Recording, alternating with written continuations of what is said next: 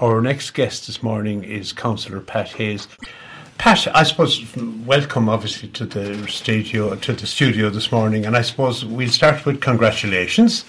But the latest news, we always want to be first with the news here.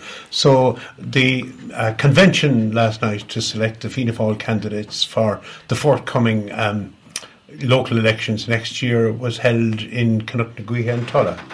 So I was reading about it on the Clare Echo online this morning, and you had good news. Well, because I put my name forward again, and I got selected last night. And as I said to the people last night, and a huge amount of people, delegates turned out, which is actually great for a party, and it's good for give you the G up when you put your name in front of your own peers and ask them to support you.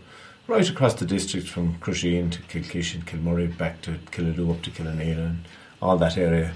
158 delegates could vote. I think 130 nearly voted, which is very substantial. So and you topped the poll, Pat, did you? Just about. I did. Yeah. You did. You went above the quota in the first count. I did. But I didn't the last time, but so I kind of learned the lesson that you need to do your homework a bit.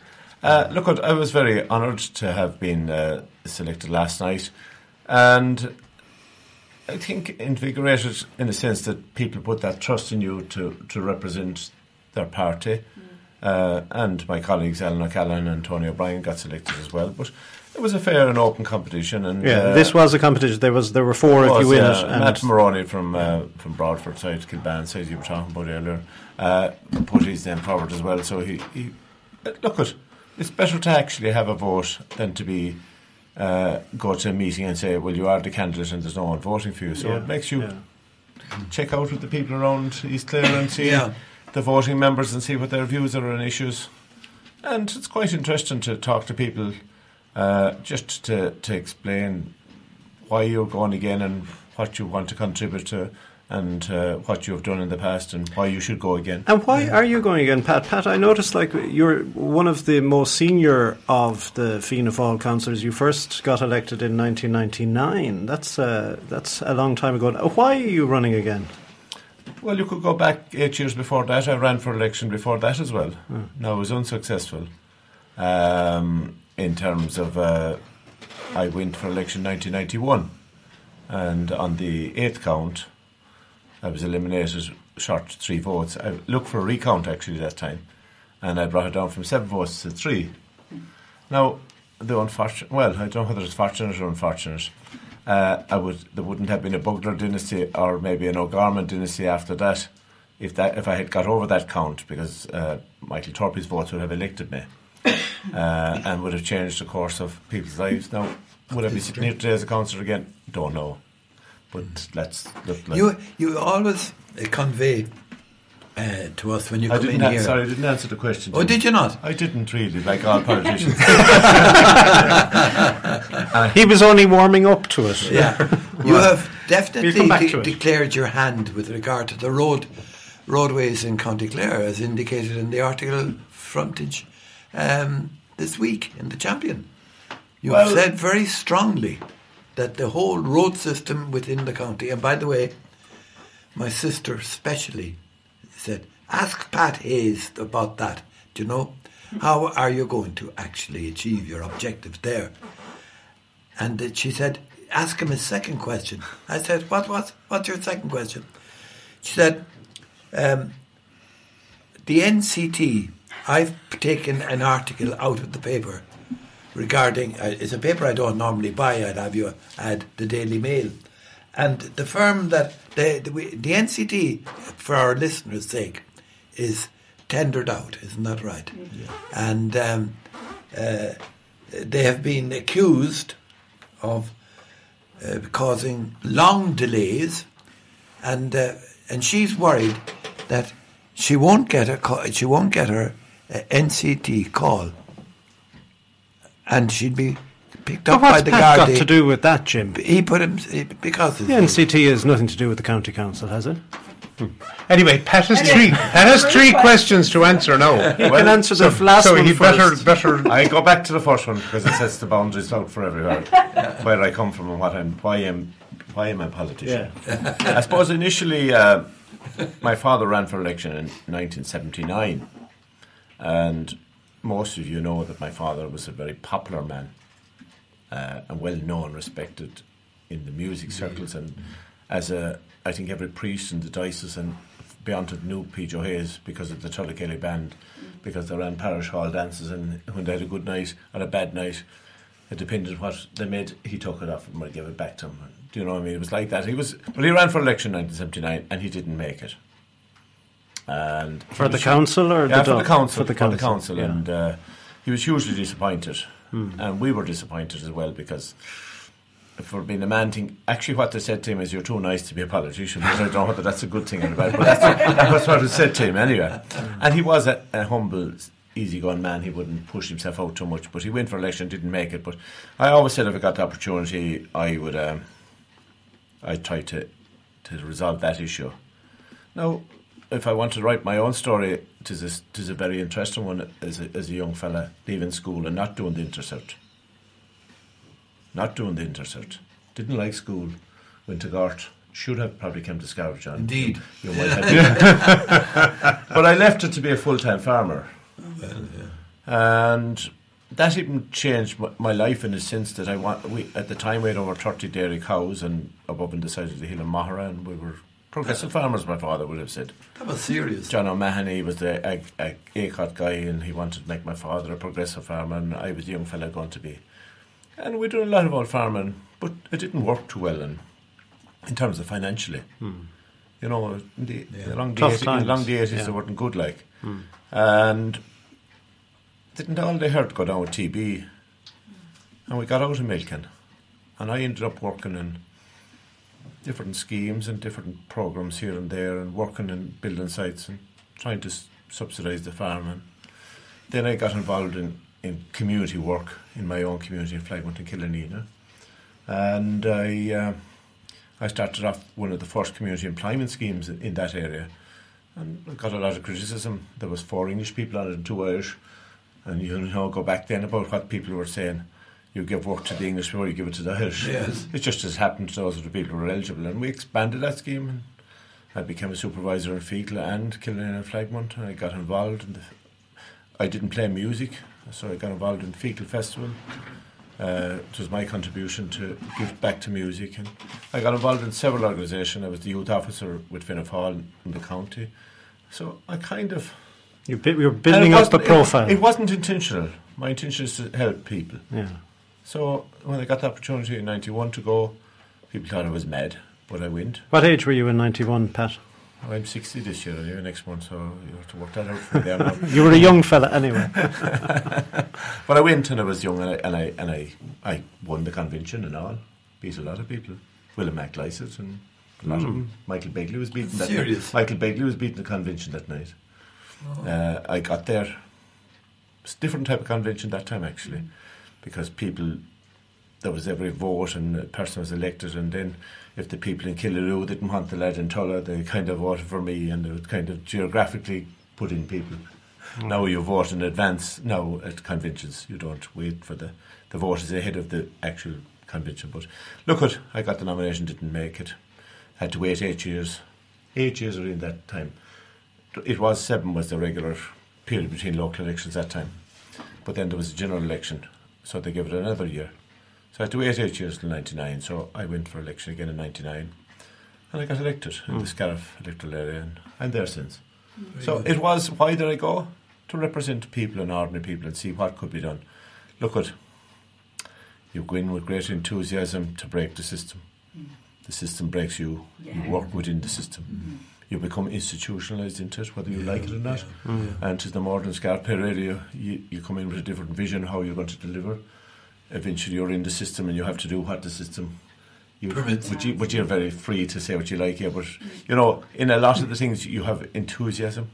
And every year as I go by and every day as I go by, it is harder to say what I'd like to say. Because of the risk. Yes.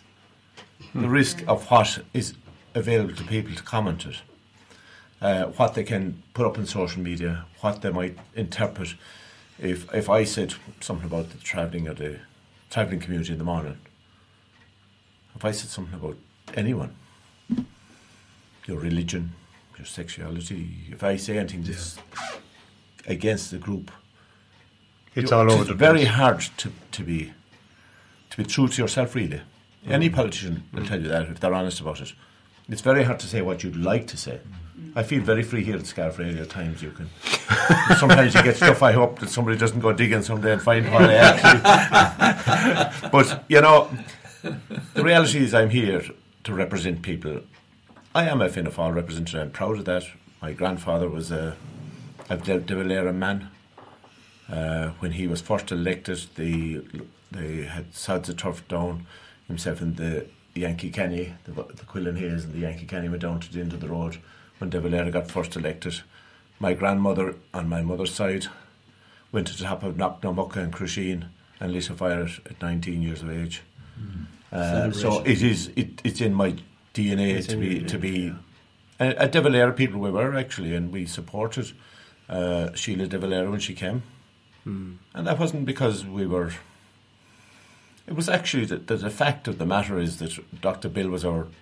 That's an interesting story too. And I'm sorry I'm drifting off a little bit, but I just want to give history. It's a nice story.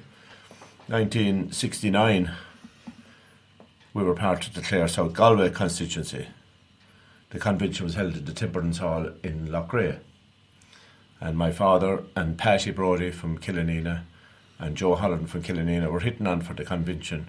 There were the 3 delegates from the Killanena coming. They were hitting on to Loughrea, and they were pulled up outside the church in Killanena to pick up Patty Brodie, Frank Brodie's, Loretta's people, to pick him up, and he come out and Patty, if you'd see him, he'd be shuffling out with big boots in him.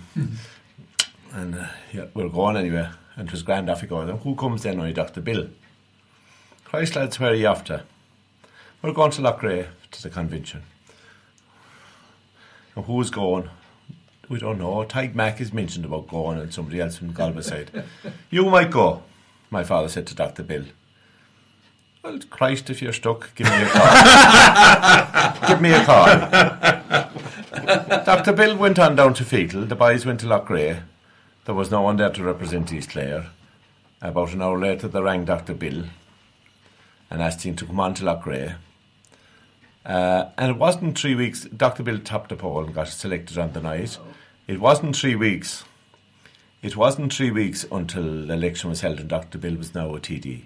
Isn't that amazing? How quick? 1969. Yes. Yeah. And I remember that distinctly because at some hour of the night after the count, I was pulled out of bed as a young fella. I was 1969. I was born I was 6 years of age.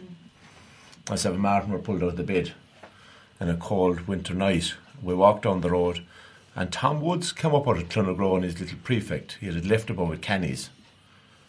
And how that was timed and managed, that my mother knew that he'd be there and that we'd go down. There was no signals down to Clonagro to tell Tom Woods to come up. And we arrived down to the celebrations in Dr. Bill's house. And it was packed in Fecal. It was bonfires, I remember it. I went into Dr. Bill's house and we were putting quiet little boys into the back of it. And somebody gave me a sandwich, I thought. And it was a sandwich, but there was relish in it. And I can still taste it this morning. So, look at politics. When I was 1977, I was putting up posters for Jack Lynch. Mm. Martin was standing outside church gates here with Madeleine Taylor Quinn talking about the Civil War, and they were here in the church in Scariff and they went to Clonesker. I remember we driving as 17, 18 year old lads going around the place canvassing. The right hand person for Dr. Bill was Martin. He went everywhere, doing everything. So it was in our DNA. It's where we are, and I'm hugely honoured to be a representative for 24 years of Clare County Council, and I take it very personally to try and deliver for our communities. And I started listing last night. It was amazing to me, like what we have delivered in the last number of years for places, and people We don't often take praise for that. People, as one man said to me, people don't like to hear you blowing about what you're doing. It's a very Irish phrase. Blowing about what you're doing. Blowing about your own thing, yeah. But it is what we've done collectively together. You know, even for putting in the big projects. We had last night were there. So there's nearly 2 million in state funding gone into it. Yeah. Whether we individually, collectively got it, we all supported it. I was involved in it earlier on. In the first element, there's pictures of my father inside every corner of the Tullykelly band. So it's great to have that, and the facility last night really shone out. So it's state money going in, it's community looking for it, it's councillors supporting that. No more than the regeneration of Scariff, the Holy Island in East Clare, the greenway that'll come, the walkway that's already between O'Gunlow to the 350,000 that go into Drummondura to create a village at Clooney. We're all part of that, and I'm not saying I got it done. I played my role very much to fight for it. And I think strategically we're looking at it. To go back to your question, John, the second one. About the roads. Yeah. Yes, I raised the issue.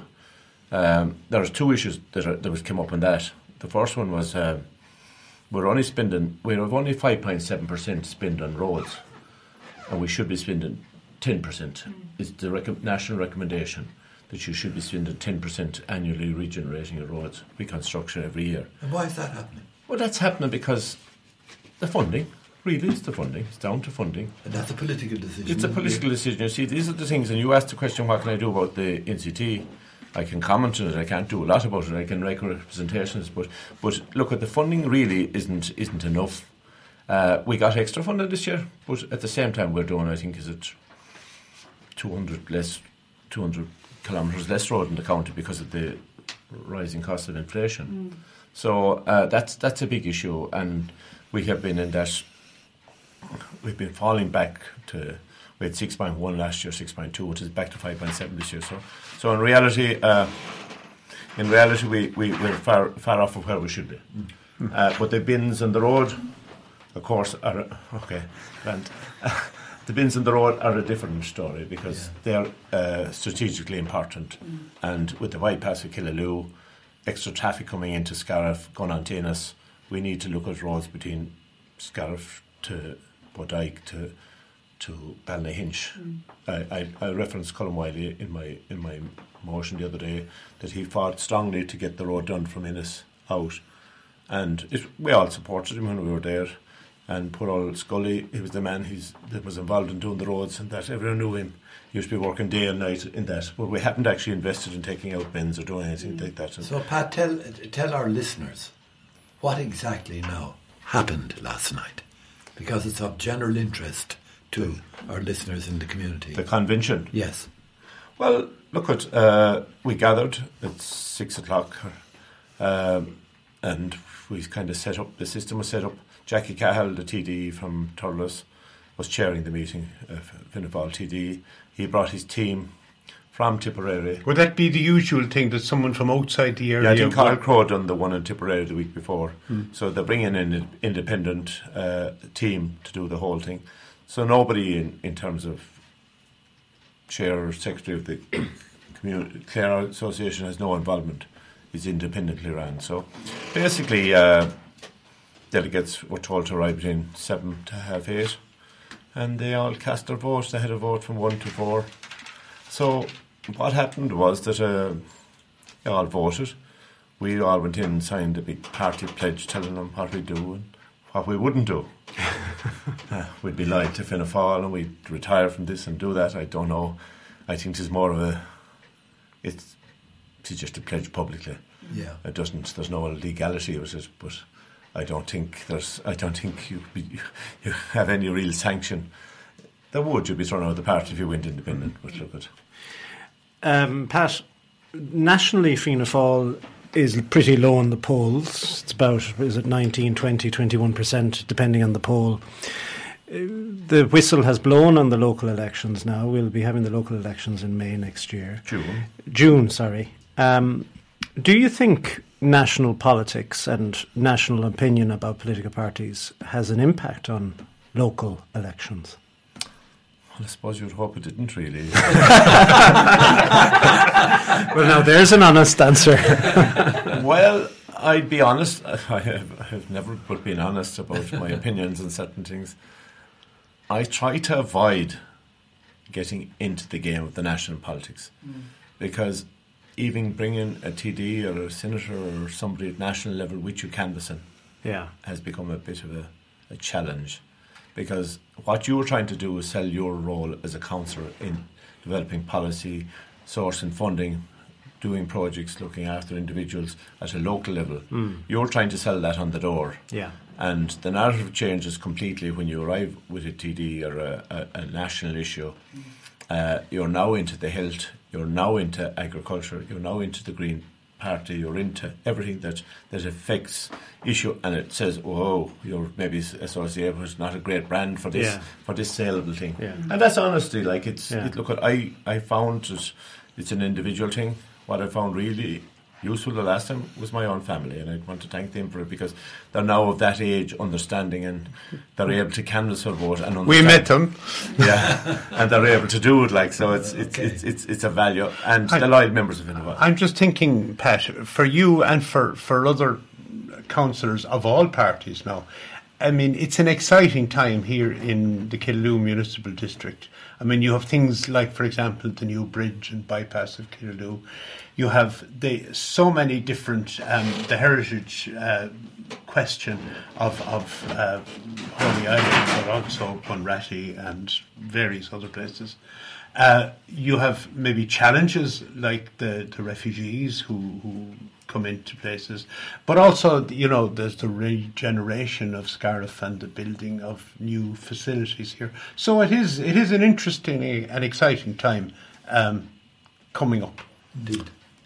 Well, I said last night that there'll be always issues, and there'll be always challenges for any politician. No one resolves everything, and out of the blue, the small thing can become a big issue. A few weeks ago, we got notification of the hotel in Scariff opening. That vexed a lot of people not knowing, and it annoyed me as a local politician, reading on the town forum and reading on the TDs or senators. You were there at the meeting, like, we didn't know. Like, I was hearing rumours and I was asking my colleagues, what's happening here?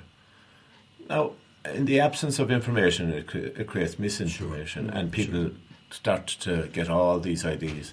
My understanding, just to inform people in Scariff today, there's 11 people in the hotel at the moment, and they're very happy there. They're gradually going to come along. It's no big bus. There's 2 bus lines that are going to arrive in Scariff someday. I'm told it's kind of a phase build-up, which is very good for a community to understand it. And I think the public meeting, while it might get the wrong headlines sometimes and things can be said in heated moments, that happens because people don't know. Now, people out there have different views on everything. I hear lots of it. And that's because it's actually dangerous. The social media element dictates a lot of that now, and forums that are there to set up to. It frightens me actually to see some of this. I was watching some programme the other night on television and prime time. It actually frightened me to think that the sort of stuff that's going on, pharmacies and people are going around their day and people being infiltrated, that's not good in any society. And they like to target places where they see any bit of support for that. And I'm often nervous about that. There's a big change in politics nationally and worldwide. The day that you go to Slievenoor, you know every vote you had one time. Or go to Tulla and you know every one of them, whether they were Fianna Fáil or again. You'd know that. So look at exciting times but challenging times. And look at, I have decided I want to be part of the challenge and the excitement as well, please God. And so that's why I'm putting my name forward again. Anyway, well, listen, Pat, congratulations again and to you and your 2 colleagues, and Alan O'Callaghan and Tony O'Brien, who will be part of the contest next June when it happens here in County Clare. Thanks very much for joining us this morning. Great to see you and great to hear you. Thanks very much. Thanks, Pat.